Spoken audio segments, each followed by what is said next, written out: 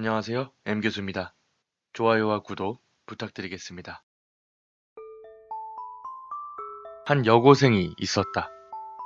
그녀의 생모는 정신병원에서 발작을 일으켜 죽어버렸으므로 학생의 아버지는 재혼하게 되었다.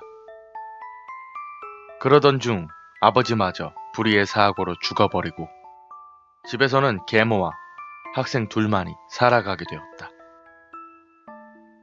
둘은 애초에 사이가 별로 좋은 편은 아니었다. 그리고 아버지가 죽은 후에 더욱 사이가 멀어지게 되었다. 집안의 분위기는 점점 험악해지고 불길해져 간다. 그러던 어느 날 학생은 괴로운 표정으로 자신의 제일 친한 친구에게 간밤에 일어난 일을 털어놓는다. 그날 밤 학생은 흰 옷을 입고 머리를 풀어헤친 귀신이 서서 자신의 이름을 부르며 손짓을 하는 것을 봤다는 것이다. 귀신의 얼굴에는 아무 표정이 없었고 어둠 속에서 불길하게 맴돌며 그저 손짓을 할 뿐이었다. 학생은 이 사실을 주위 사람들에게 말했지만 아무도 믿어주지 않았다. 같이 살던 계모는 그런 귀신 따위는 결코 본 적이 없다고 한다. 그것은 헛것을 본 것이라거나 꿈이라고 한다. 하지만 학생은 매일 밤마다 그 귀신이 나온다고 울부짖었다. 마침내 점점 정신이 피폐해지고 여위어가는 것이 보인다. 학생은 한층 쇠약해져서 꼭 큰 병에 걸린 사람처럼 보이기까지도 한다. 생모가 정신병원에서 죽은 것을 알고 있는 계모는 학생에게도 정신병이 오고 있는 것이 아닌가 되물을 뿐이었다. 계모는 학생을 정신병원에 입원시키려고 한다. 학생은 자신의 담임 선생님에게 모든 것을 말하며 상담을 하게 된다.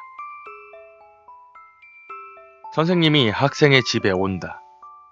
학생을 안심시킨 뒤 선생님은 혼자 집 이곳 저곳을 살펴본다. 그러다가 선생님은 계모의 방, 닫힌 서랍에서 귀신 복장을 할 때 사용하는 가발과 흰 소복을 발견하게 된다. 선생은 그제서야 사실을 눈치챈 듯 학생에게 다음번에 또 귀신이 보인다면 바로 자신에게 전화하라고 말을 했다. 선생님은 학생이 불쌍해서 견딜 수가 없었다. 경찰에 연락을 해야 할까? 자기가 계모와 이야기를 해볼까? 하루 종일 고민을 했다.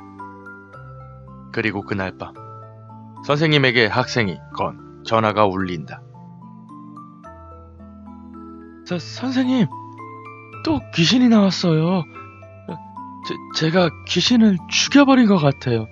피가 막 온통 퍼지고 있어요. 피를 흘려요. 떨리는 목소리로 전화통화를 한 학생.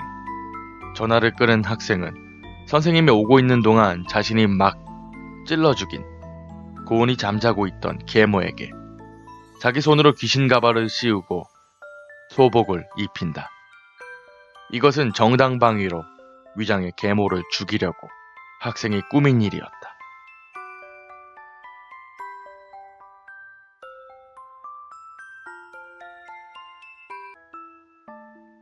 둘은 애초에 사이가 별로 좋은 편은 아니었다.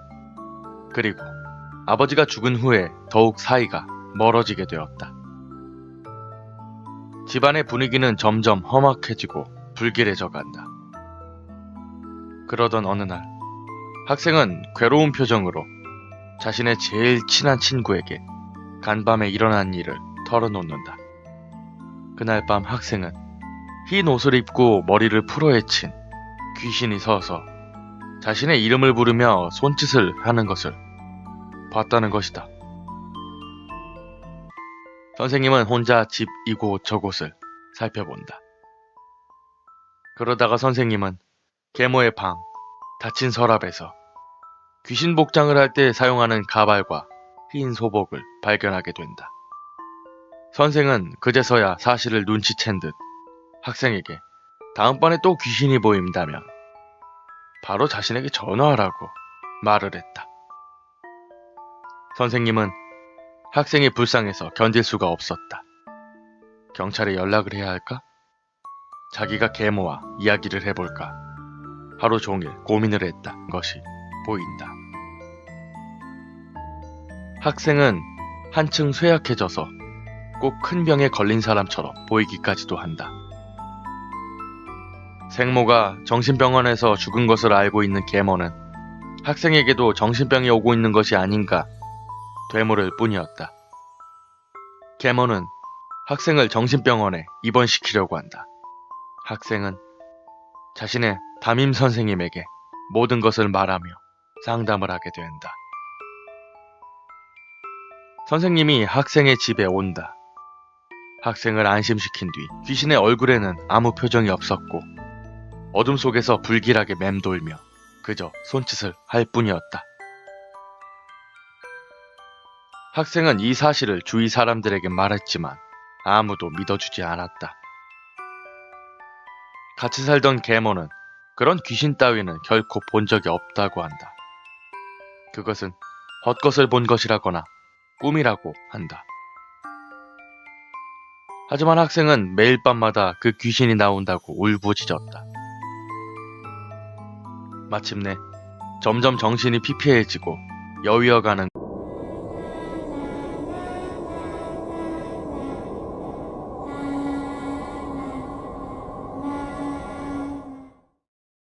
안녕하세요. M교수입니다. 좋아요와 구독 부탁드리겠습니다. 한 여고생이 있었다. 그녀의 생모는 정신병원에서 발작을 일으켜 죽어버렸으므로 학생의 아버지는 재혼하게 되었다. 그러던 중 아버지마저 불의의 사고로 죽어버리고 집에서는 계모와 학생 둘만이 살아가게 되었다.